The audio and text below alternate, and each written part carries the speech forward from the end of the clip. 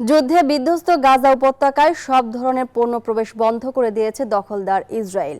সেই সঙ্গে জিম্মি মুক্তির প্রস্তাব মেনে না নিলে আরও পরিণতি ভোগের হুঁশিয়ারিও দিয়েছে নেতানিয়াহু প্রশাসন।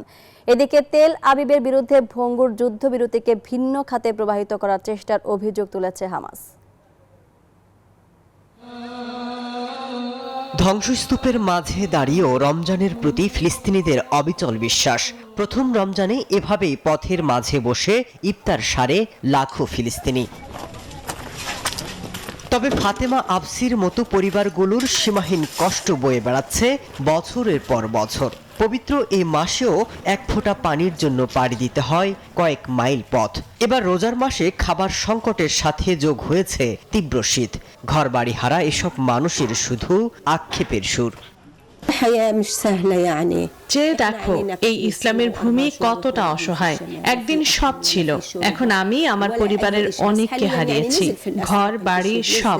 রোজার মাসেও আমরা মরছি, তবুও শান্তি ফিরুক।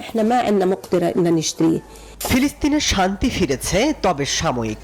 যুক্তরাষ্ট্রের প্রস্তাব অনুযায়ী গাজায় যুদ্ধবিরতির মেয়াদ বাড়াতে রাজি হয়েছে ইসরায়েল। রমজান মাস শেষ হওয়া পর্যন্ত এই সিদ্ধান্ত কার্যকর থাকবে বলে জানিয়েছে তেল আবিব। তবে গাজার ধ্বংসস্তূপ থেকে এখনো উদ্ধার হচ্ছে মৃতদেহ।